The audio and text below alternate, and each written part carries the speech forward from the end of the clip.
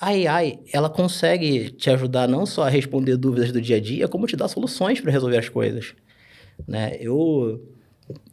Antes do Replit, eu fui testando outras coisas, mas quando eu pensava numa ideia, eu falava, AI, como eu posso resolver isso? Uhum. Aí ela me explicava, pô, código, um monte de nome, desenvolvimento e tal. Eu falava, pô, eu não sou desenvolvedor. Como eu posso resolver isso? Aí ela começava a funilar. Aí, pô, ferramentas no code, não sei o que. Eu falei, pô, legal, mas eu preciso de um sistema, banco de dados. Ela, olha, tem essa ferramenta aqui, essa aqui, essa aqui, essa aqui. Como que elas funcionam? Funciona assim, você faz uns prompts, elas fazem isso, não sei o que. Pô, eu consigo subir? Consegue. Deixa eu ir lá testar.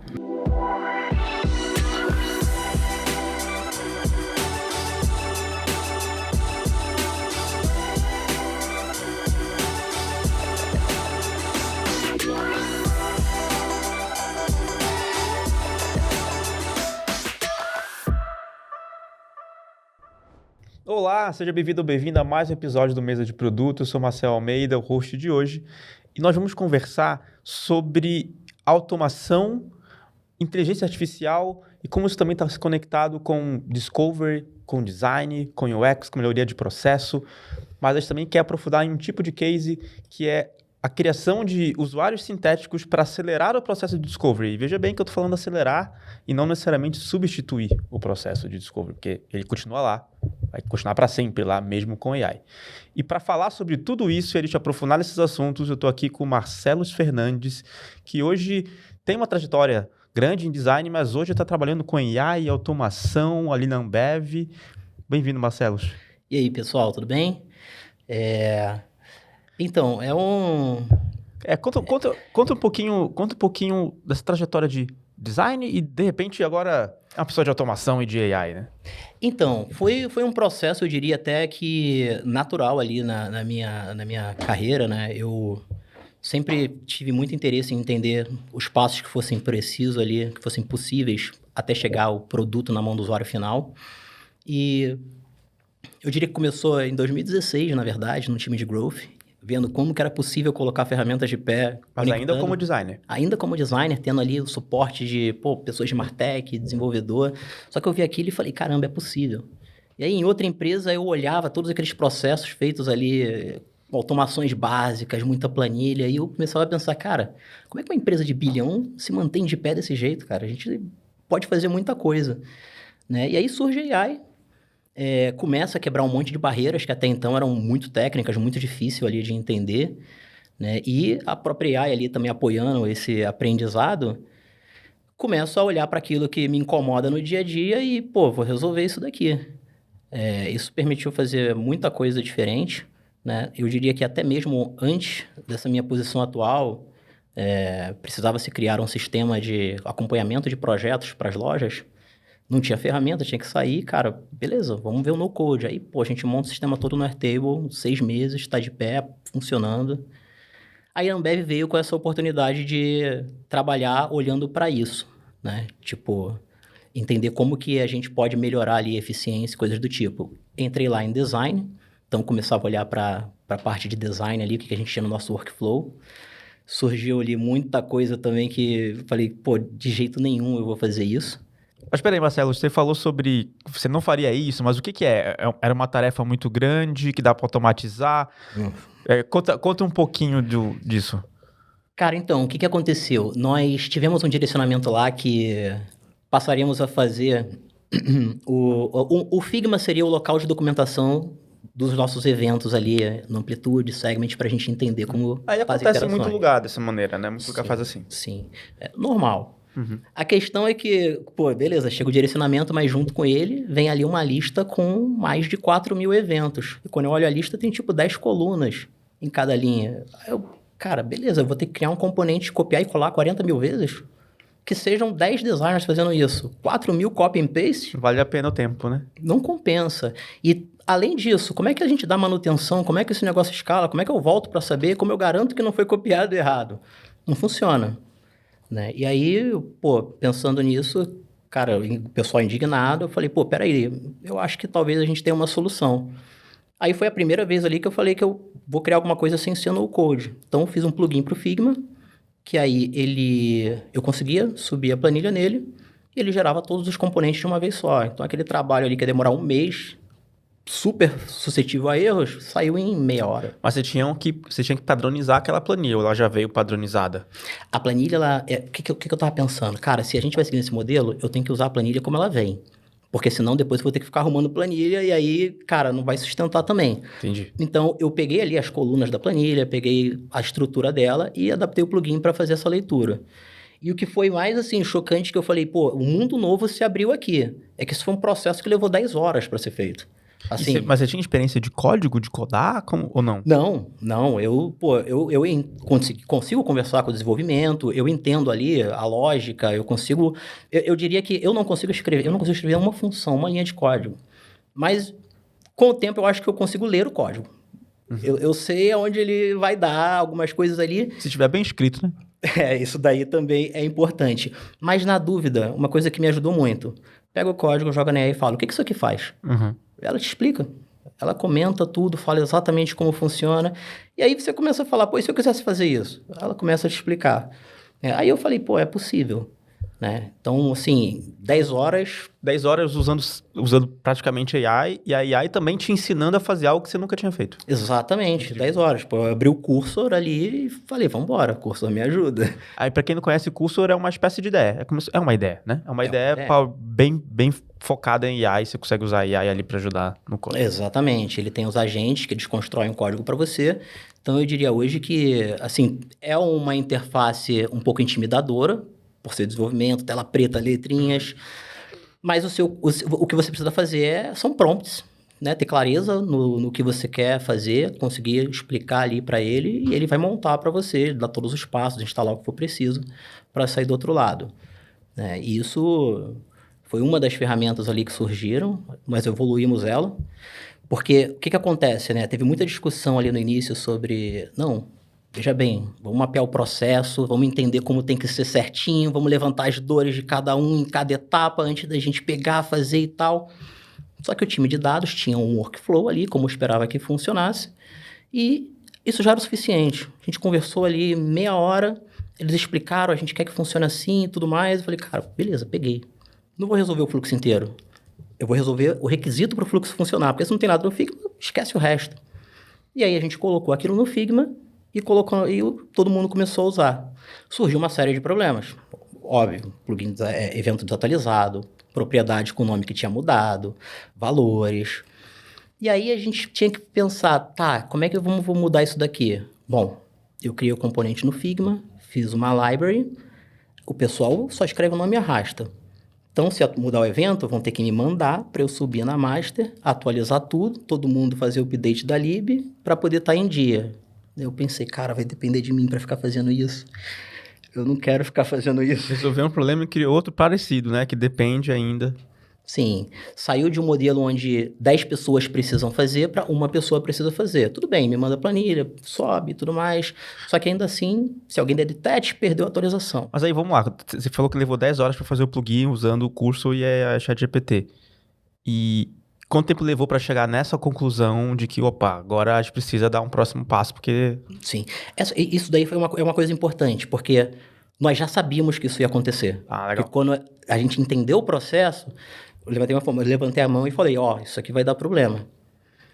Mas a gente tem que ir, muito projeto, eu ainda ali focado em design, né? Tem que dar vazão. Falei, cara, beleza, vamos embora, vamos esperar o problema ali realmente amadurecer para a gente poder aprender sobre como isso vai se comportar ao longo do tempo. Perfeito. Então, nós tivemos ali mais ou menos uns 2 meses, eu acho, 2, 3 meses com os designers usando.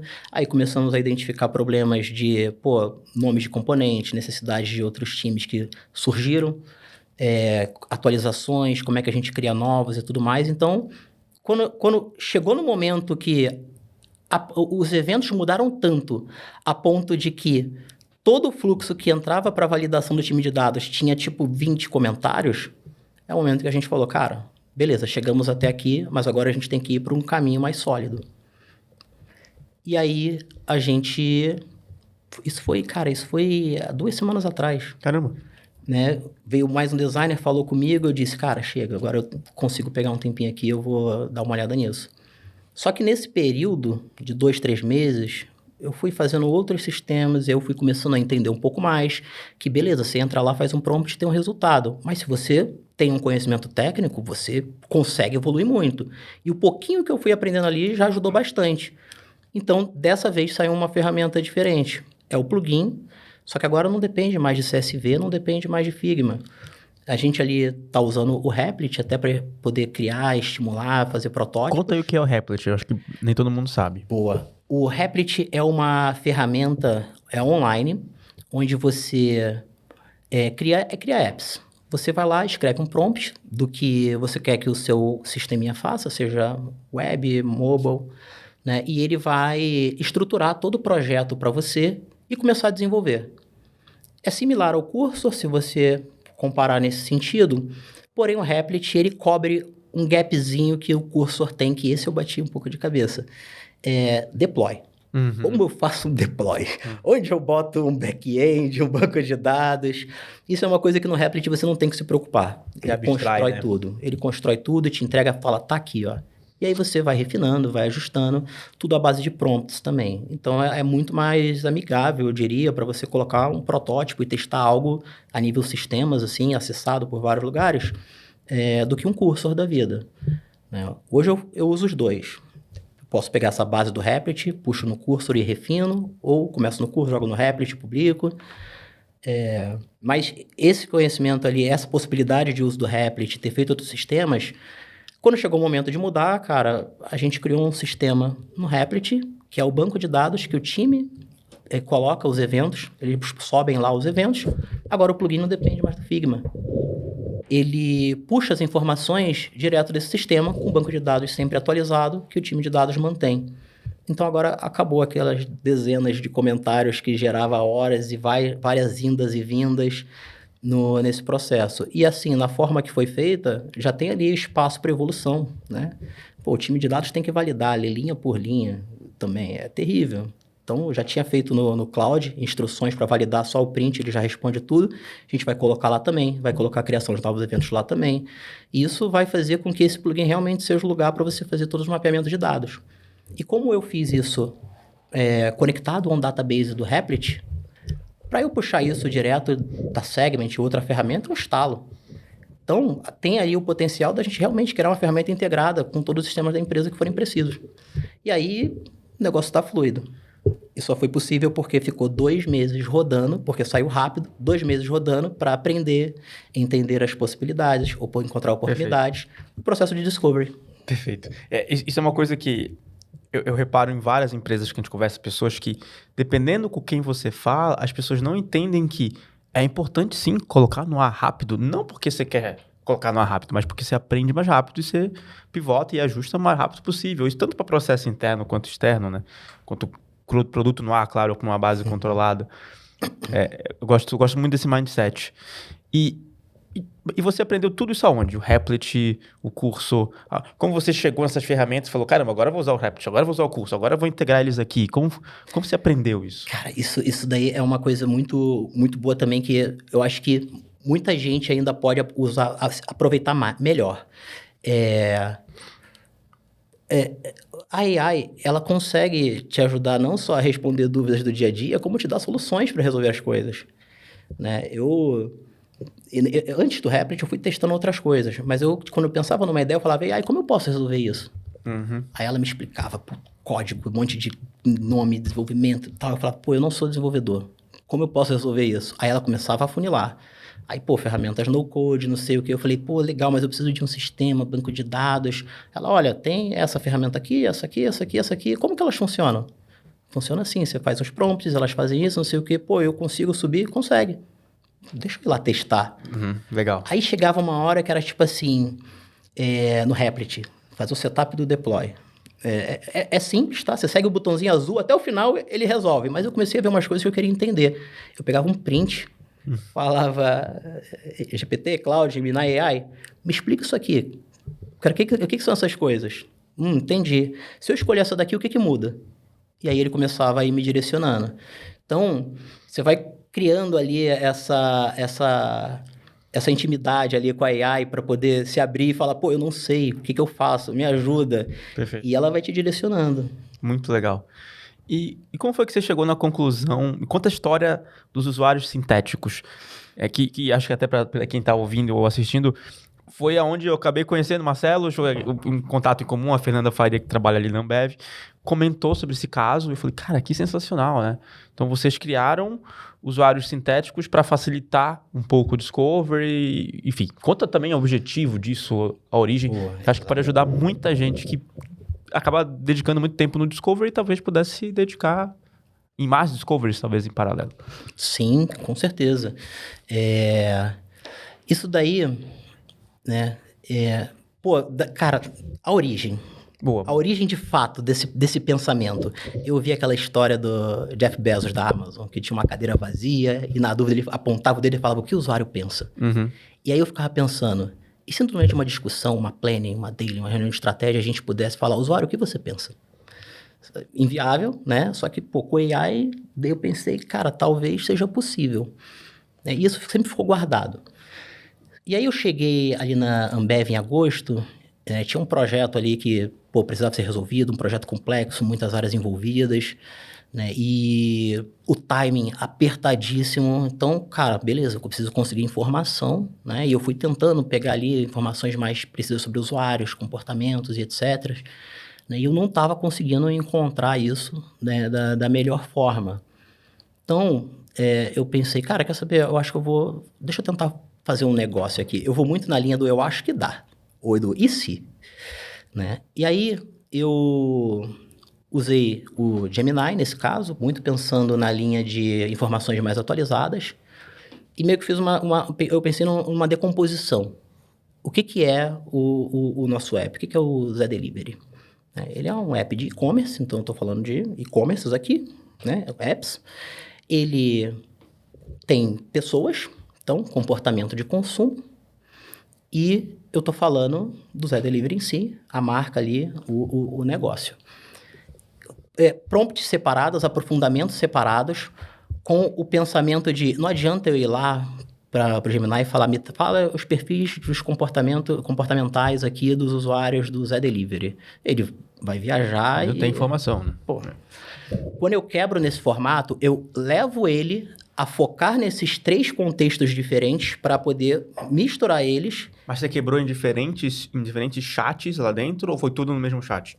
Eu quebrei em diferentes chats para não ter influência de contexto entre uma coisa e outra, e depois eu junto num chat só. Eu usei o Gemini por causa de informações atualizadas. Me gera um contexto ali que eu falo, beleza, é mais recente, e aí eu vou num cloud, crio um projeto, e baseado nesse contexto, eu começo a alimentar a base de conhecimento dele, seto as instruções com a ordem que ele tem que fazer as análises e mais especificidades, e aí ele me traz uma visão ali consolidada dessas 3 pontas.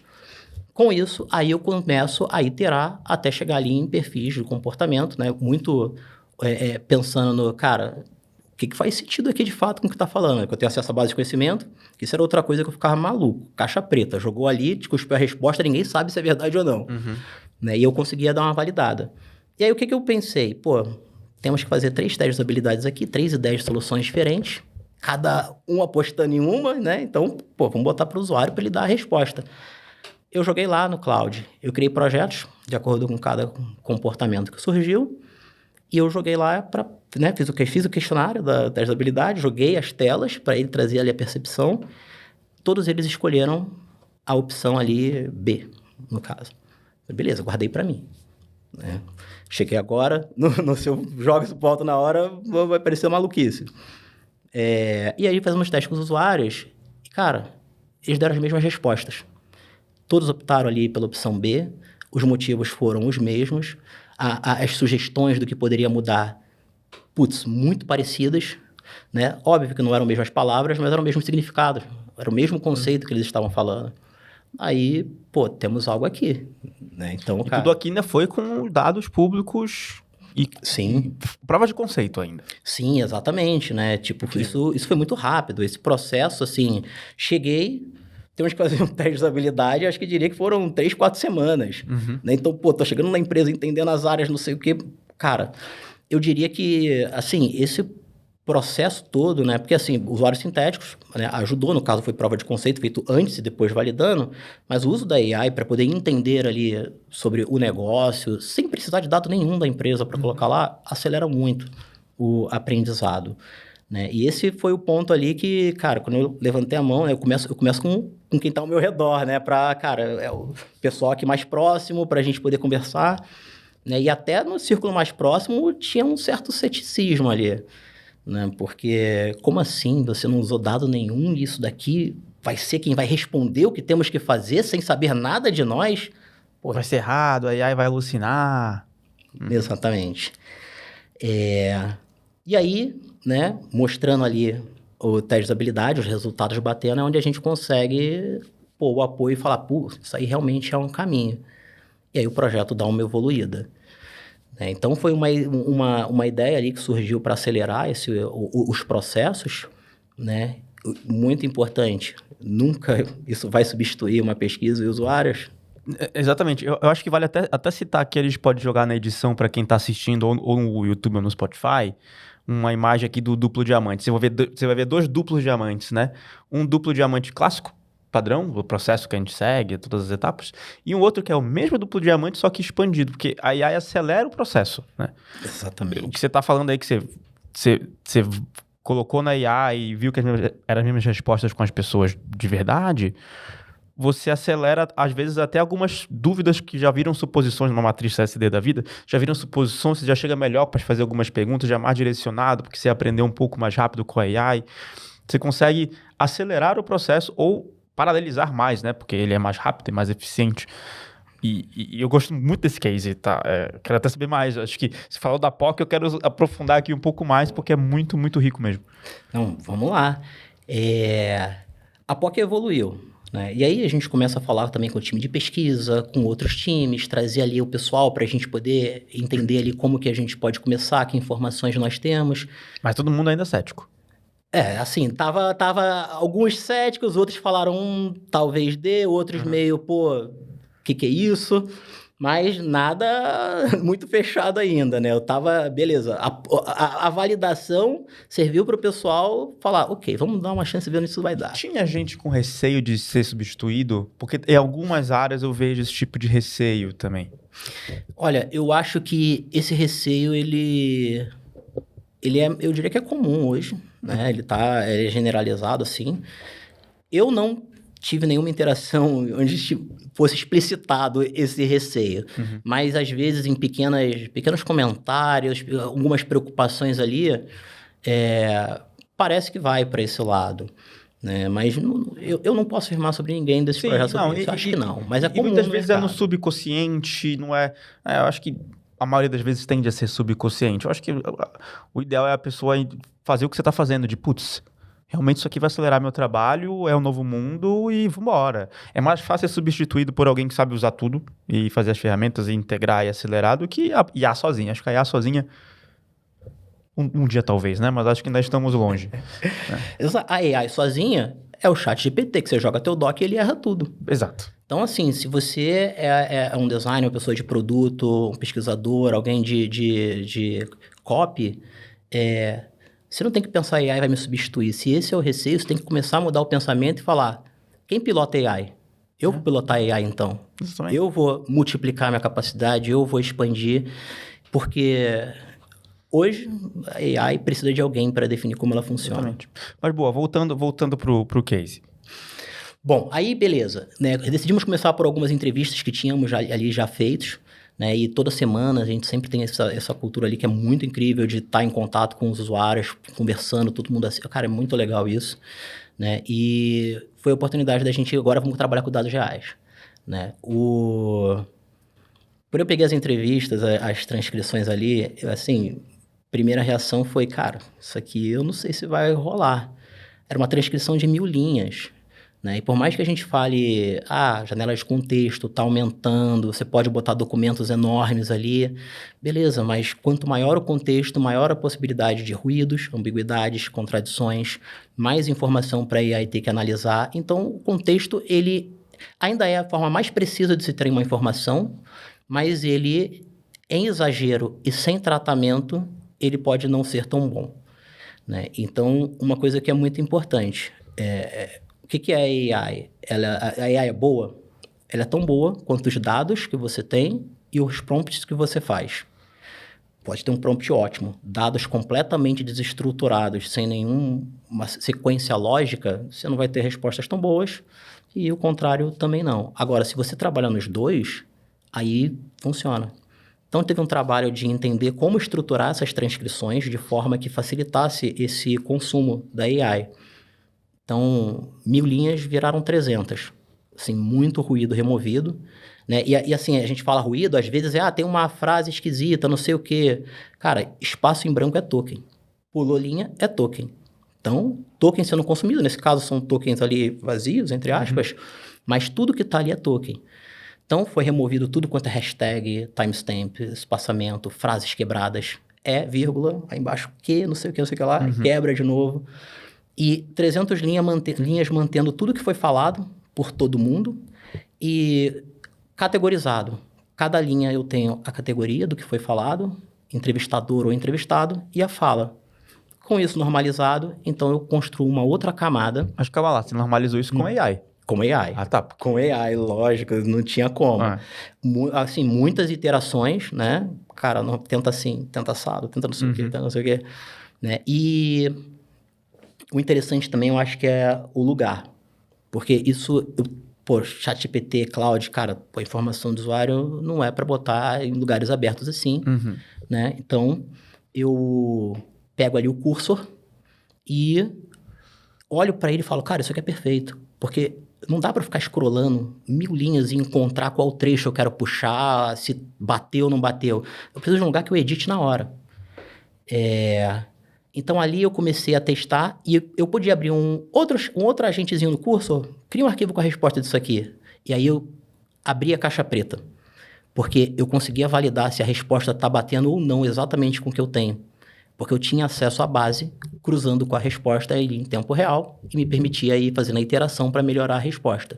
E o Peraí, eu me perdi um pouquinho. Então, você fez a normalização, subiu no curso, e aí você fazia uma pergunta no curso. Isso. Que era a mesma pergunta que tinha sido feita naquela entrevista que foi transcrita, e aí você batia a resposta, é isso? Isso. A normalização também foi feita no curso. Entendi. Para poder entender ali como era a resposta. Porque esse lugar que eu consegui iterar diferentes documentos, acessar eles de forma fácil, é importante para entender como eu categorizo isso daqui, como eu coloco essa informação. Então, ali eu consegui identificar uma estrutura, né, que você não tem a transcrição pura. Você tem metadados, perfil, você tem resumo da entrevista e você tem uma série de blocos de análise que trazem tópicos que foram abordados e insights. Legal. Depois você tem a transcrição. Então, isso facilita porque reduz ali o consumo, porque usando as regras do cursor, né, que diz como que ele tem que trabalhar, eu consigo criar uma série de prompts para desconstruir isso. Aqueles comportamentos do cloud, eles não morreram. Eles acabaram ali sendo reforçados, validados, e ele virou o ponto de partida, eu diria. Porque você tem um arquivo que tem esse resumo e metadados com transcrição. Você tem arquivos relacionados aos perfis ali comportamentais. Então, quando você faz uma pergunta, essa pergunta vai para esse cara que faz uma análise do que você está falando, identifica, baseado nesses metadados e parte inicial, quais são as pesquisas que têm relação com o que você quer dizer, se aprofunda nelas e extrai o conteúdo. Então, eu faço um afunilamento usando agentes para poder reduzir o contexto e trazer ele mais dentro do escopo da pergunta feita. Esse era o caminho que permitia a gente fazer uma pergunta, ver a resposta e depois bater. As validações começaram a ser feitas, assim, tinha que validar o usuário real. Para recrutar, entrevistar um monte de gente para validar, vai demorar. E isso, a ideia é justamente pensar como acelerar. Então, qual foi a ideia? Vamos pegar as entrevistas, a gente corta qualquer menção sobre essa pergunta e vamos montar essa estrutura sem elas. Boa. E aí vamos perguntar para eles para ver o que ele diz, porque a gente já tem a resposta. Como se fosse um backtest, né? Exatamente. Né? Chegou ali numa precisão de 92% inicialmente. Caraca. A própria AI podendo fazer essa análise e comparação. E conforme eu ia entendendo o que estava diferente, o que estava sendo analisado, permitia até fazer esse refinamento. Porque os 92% surgiram porque ela estava comparando um valor. O que você acha do valor do frete? Pô, eu acho caro, mas e o desse app aqui? Não, desse app eu não sei o quê. A pessoa falou o valor do frete de um outro app. A AI não tem como saber. Aí ela falou, pô, aqui ela falou R$3, a AI falou 5. Não bateu. Então, eu tinha que fazer uma outra camada de validação ali, por meio de prompts, para poder entender o contexto e o conceito do que estava sendo falado e não para analisar a similaridade de palavras e números. E aí a gente consegue subir cada vez mais. Aquele pequeno círculo ali começou a olhar para isso, né? Algumas pessoas, porque, beleza, eu consigo usar, mas preciso de beta testers aqui, pessoas que usem dia a dia. Né? Só que quando eu mostro o cursor, dá um medo. É uma coisa de desenvolvedor, tela preta, letrinha, texto subindo. E isso dava um receio. Né? E a primeira pergunta que surgiu é, cara, mas como que a gente vai acessar esse conteúdo que você fez? A minha primeira ideia foi, cara, o que é o cursor? Ele é uma ideia que tem códigos que você pergunta e ela gera novos códigos. O que é código? É informação. O que é pesquisa? É informação em linguagem natural que você pergunta e gera informação. Nessa hora eu pensei, caramba, o Cursor é o melhor repositório de pesquisa do mundo. Eu tenho acesso a tudo. Mas como que eu mantenho todo mundo sincado? Como que os desenvolvedores mantêm os códigos sincados? Pô, pesquisa, ok, aceito, commit. Aí faço ali o sync, todo mundo synca, todo mundo tem acesso a todas as pesquisas ao mesmo tempo. Como que eu passo isso pro time, para designers, para pessoas? Não dá. Aí entra na nova fase, que é onde nós estamos agora, de que ferramentas conseguimos usar ou construir para os times conseguirem consumir esse conteúdo. Né? Estamos ali em alguns testes iniciais para construir internamente, devido ao controle de agentes e de prompts que a gente consegue ter, mas até então, né, as pessoas ali que conseguiram usar, que têm algum acesso, está sendo satisfatório. Incrível. A gente fez uma gambiarra. E se eu botasse esses documentos no Replit? Ele também lê e te responde. Uhum. Então já ajudaria um pouco mais o pessoal a pelo menos conseguir consumir o conteúdo. E estamos nisso, de POC em POC, passo em passo evoluindo. Não, incrível. Assim, o desafio agora é mais front-end do que provar que, de fato, você consegue sintetizar boa parte dos usuários usando sua base histórica. Agora, uma dúvida, aprofundando um pouco mais nisso. Na hora que você fez essa POC, você separou em diferentes personas? Porque, enfim, Zé Delivery, por exemplo, né, que você citou, tem diferentes personas que compram em diferentes momentos, que tem sellers e buyers, e, enfim, no Brasil inteiro. Vocês chegaram nesse nível de separação ou a POC ainda foi para um tipo específico de usuário para poder simplificar a análise?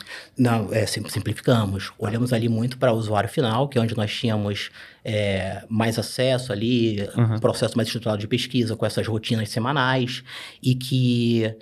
Bom, eu estava no time, né, de consumer que cuida do app, eu falei, cara, isso aqui é o que eu mais vou consumir, então se eu vou construir alguma coisa vai ser para me ajudar também, e o pessoal aqui dos times no dia a dia, né, porque é o que eu tenho mais proximidade e mais profundidade para entrar, né, mas aí, pô, depois de um tempo, o pessoal de seller ali, de outras áreas, começaram a falar, cara, vamos construir aqui também, vamos fazer não sei aqui também, só que assim, do jeito que tá, não dá para eu expandir ainda, porque...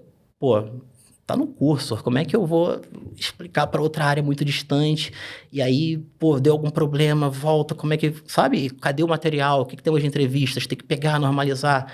Porque eu ainda tenho meu escopo de design do dia a dia. Eu ainda tinha que, pô, desenhar meu Figma, meu fluxo, entregar, fazer o handover.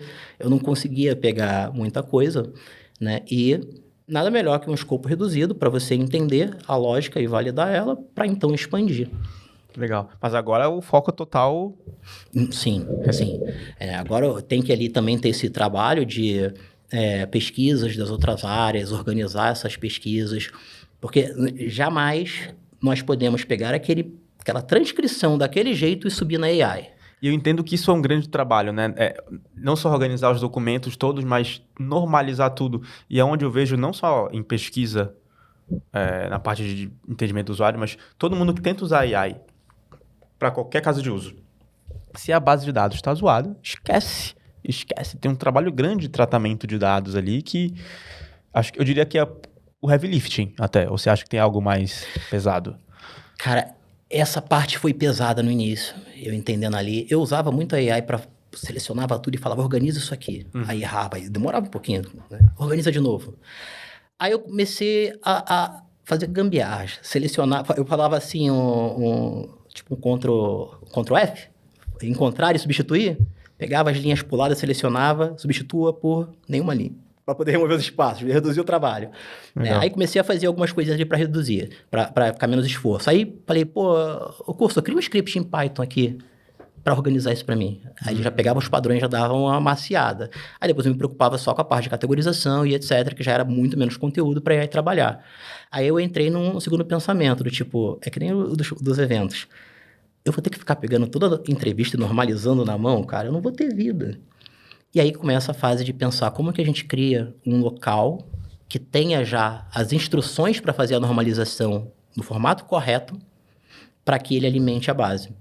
Então, o fluxo ideal seria, temos uma entrevista, subo no sistema de normalização, esse sistema de normalização passa por um perfilador, que é a parte ali de comportamentos que nós teríamos, identifica não a qual comportamento aquela pessoa pertence, mas a quais comportamentos ela pertence. Tem um predominante, um secundário e um terciário, porque esse modelo é mais relacionado a como eu estou do que... É algo mais transitório, ele não é fixo. Ninguém é a mesma coisa pro resto da vida. Eu posso ser super metódico e organizado, mas se o prédio começar fogo, joga tudo pro alto e sai correndo, emergência.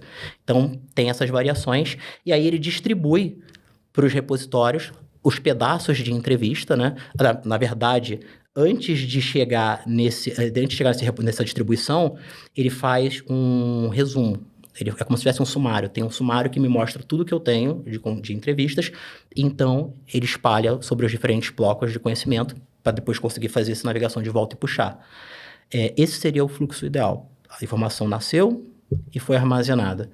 E o resto seria a parte do front para o pessoal conseguir consumir. Não, e imagino que depois de um tempo...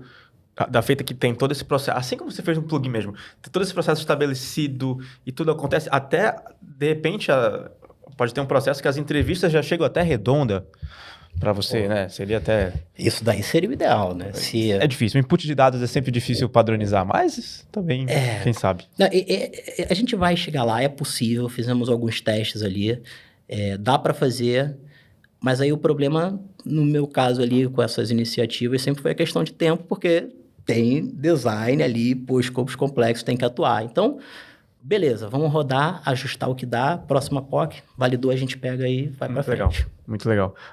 E para mim, na minha visão aqui, o que você está contando agora é a demonstração do que vai ser todas as empresas nos próximos anos. Algumas mais rápidas, como vocês estão indo super rápido e ágeis e conseguindo um negócio legal. Outras vão demorar mais tempo. Tem empresa até hoje de transformação digital, que me impressiona.